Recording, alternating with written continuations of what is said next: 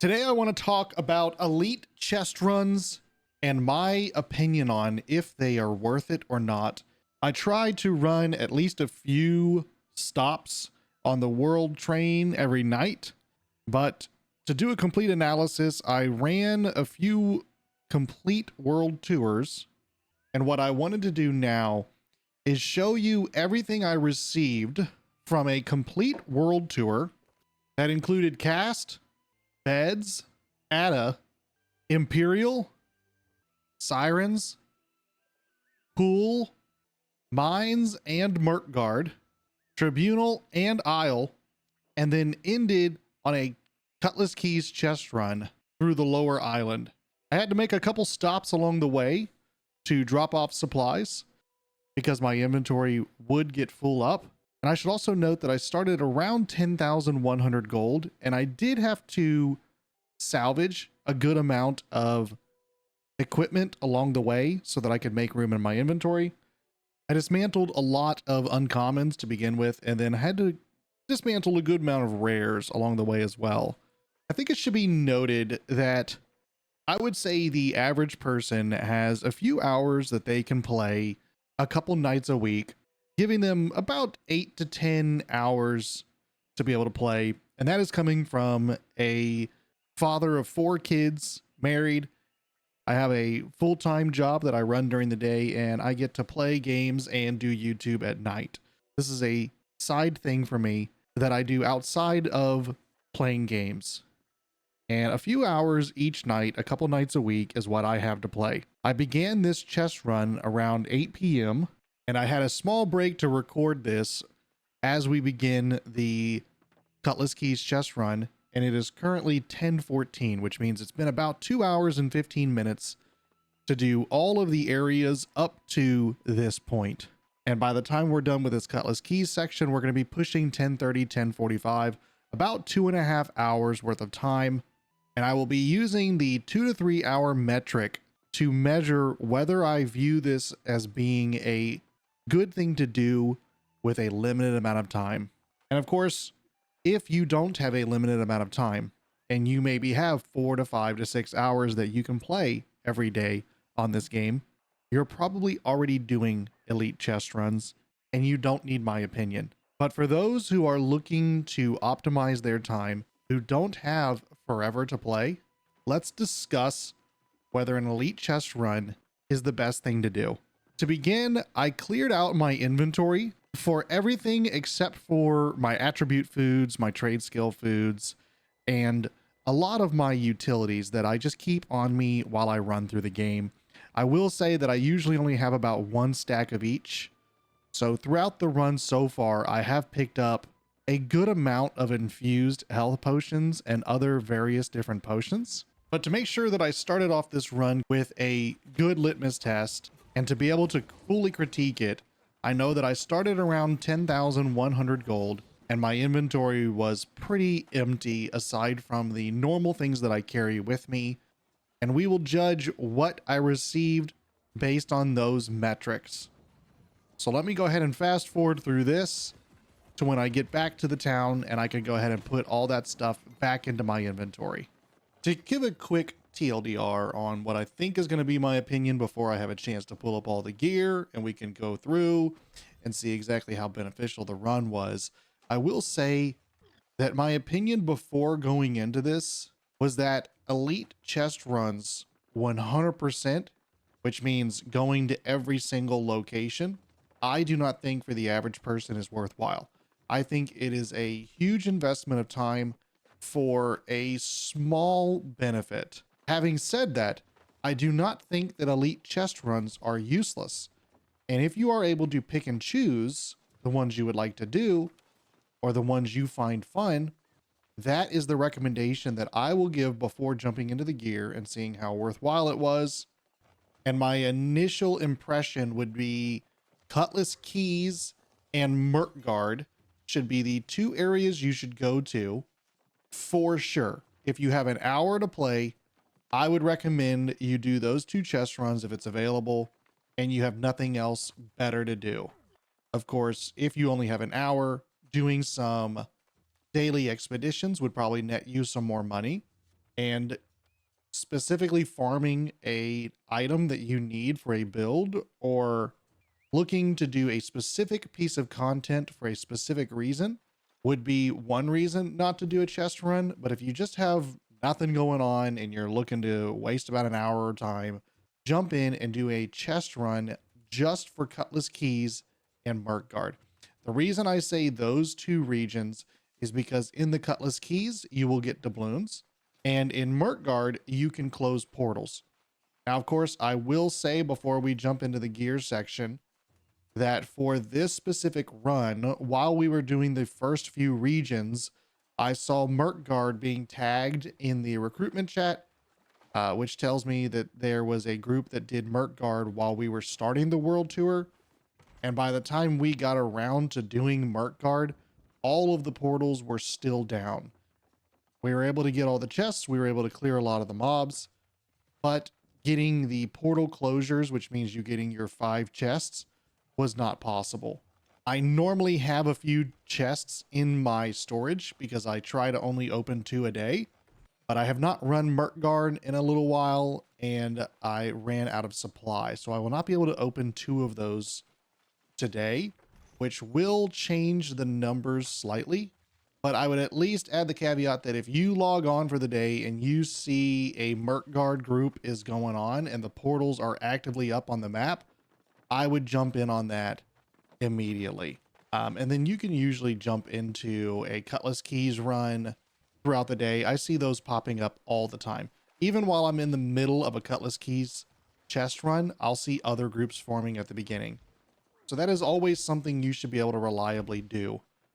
Now, running and doing the chest runs in the Elysian Wilds or in Brimstone Sands, I wouldn't recommend running those every single day.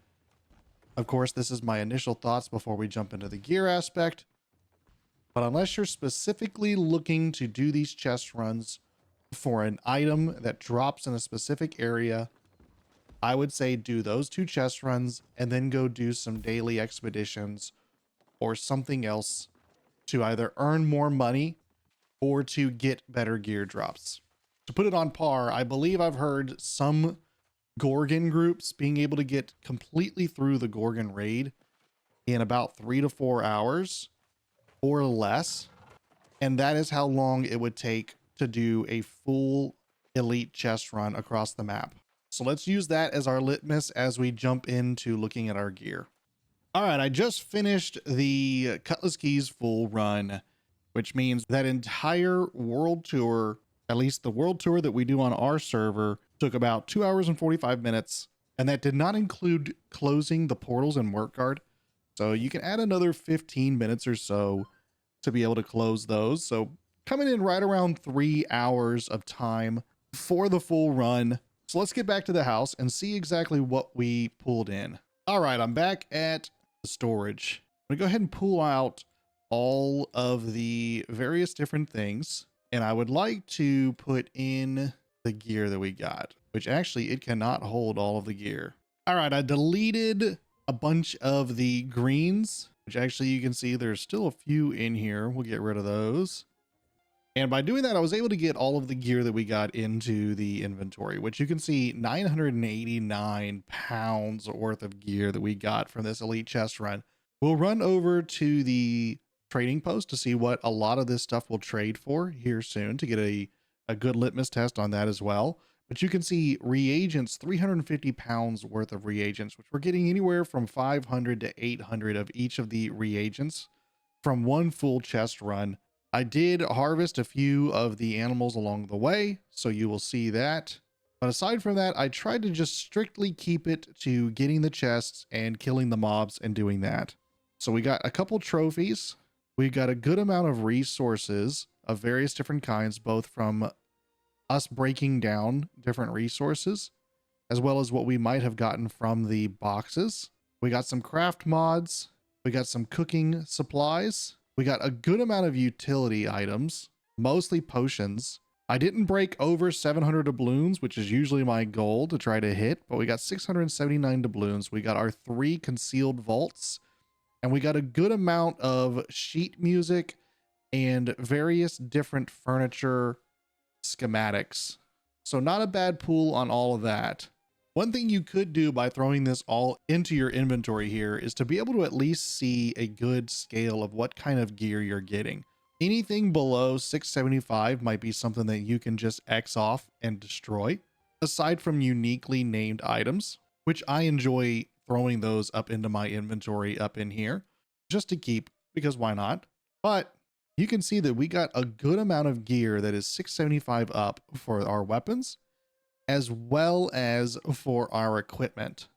I'll also say during this run, I got lucky enough to get 2 artifacts to drop: the head wrap and the Creed boots, as well as a couple legendary named items that are 680 and above. I'll be spending the next little bit of my time going through to see if there are any standout pieces that dropped from this.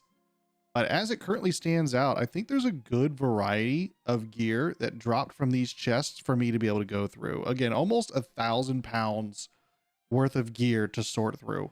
But for now, I'm going to jump over to a region I know I don't have anything in the shop, and we're going to go ahead and see what we can list on the market.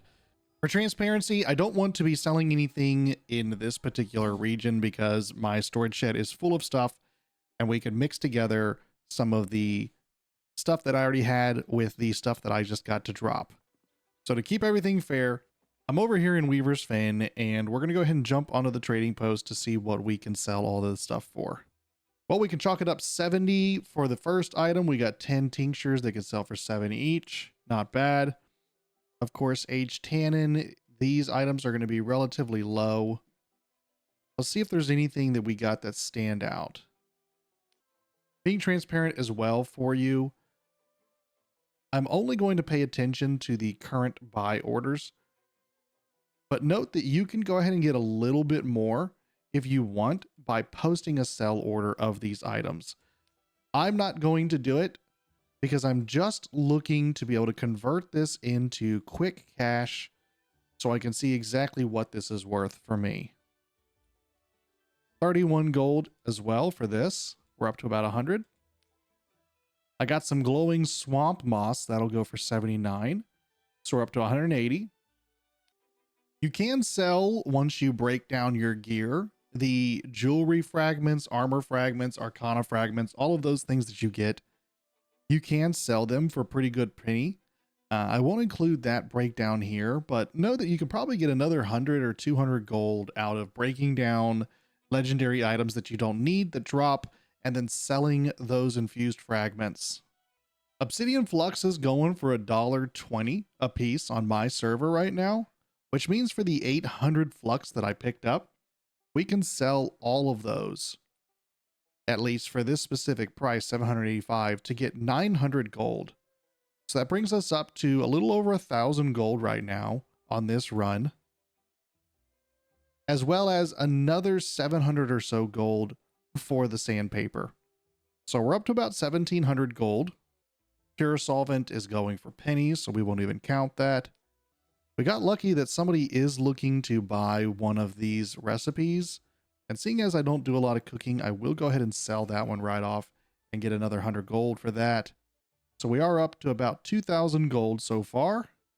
A couple of these schematics for furniture are going for around 10 to 15, so we can chalk up about maybe another 50 to 100 gold that you could get for these schematics.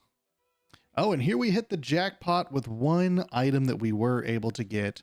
I know that when the server was really in its early infancy, I was able to sell one of these surveyor tools for maybe about 4,000 to 5,000, but right now they're going for 2,800 as far as it goes for being able to sell it immediately here.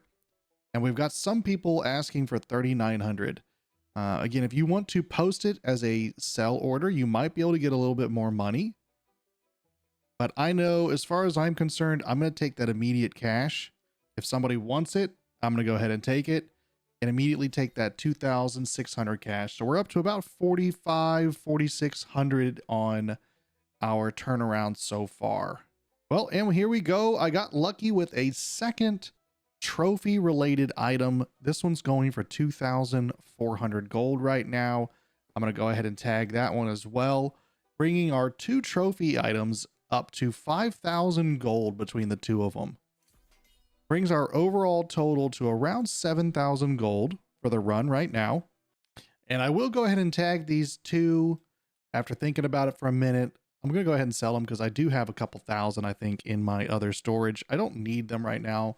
So we'll go ahead and part ways with both of those big ticket items. And now we're sitting around 17,400 gold. I started this adventure at 10,100, which means we walked away with 7,300 gold. And that's 7,000 gold before we even have a chance to go into our storage. And what we're looking for here is we are looking for bind on equip items right here. This flail is a perfect example. It's got 37 focus, which is pretty good for a flail. Keen, vicious, and blessed. That is a pretty good flail, and we will go ahead and list that on the trading post. And on the low end, we should be able to get maybe at least a couple hundred gold out of that one as well.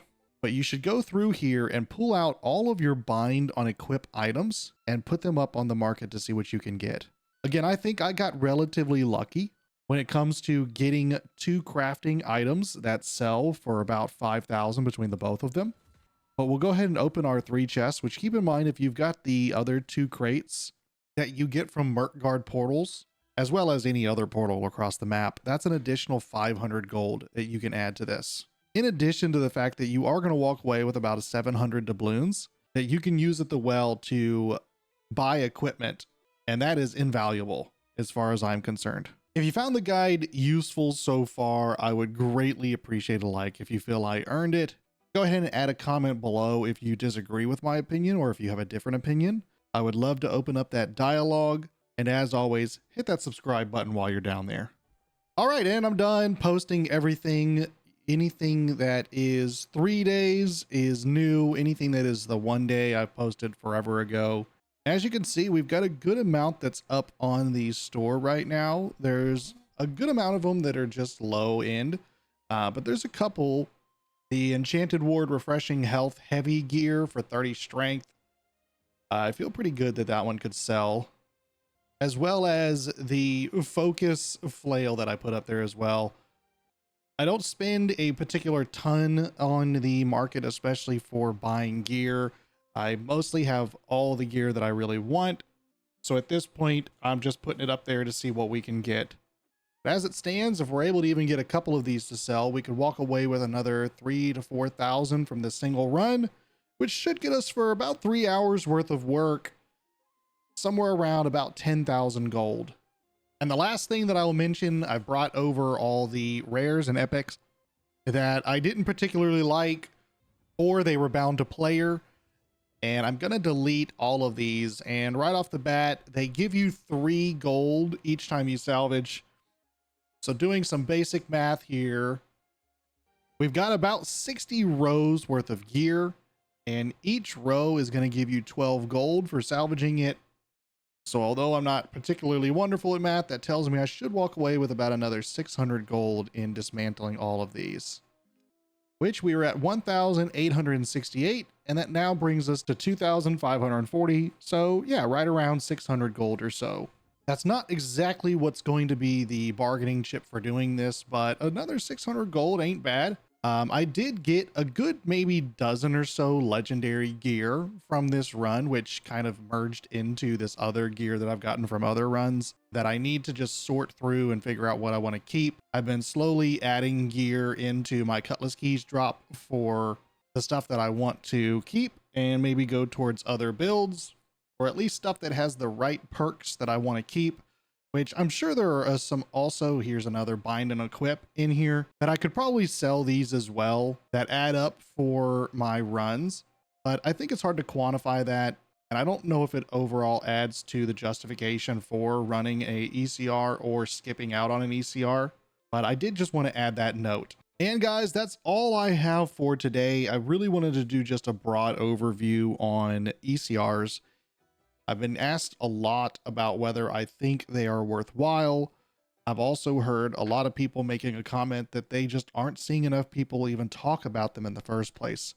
So to recap, even with the high ticket items that we were able to get today, I still think that running a full ECR run is probably outside of the realm of what most people should be doing on a daily and possibly even a weekly basis. But if you have time, maybe on the weekend, maybe a Saturday night to play for 4 or 5 hours, throwing in a weekly full world train ECR run probably wouldn't hurt, just in case you're able to pull out some items like that. But for the most part, I would recommend, if you're getting on 2 hours at night before you go to bed to go to work the next day, I would run Cutlass Keys and Merc Guard, and then I would end the night out with some expeditions or some races if you're doing PvP, something else, because for the most part, running these chest runs, I don't think is worth it on a daily basis.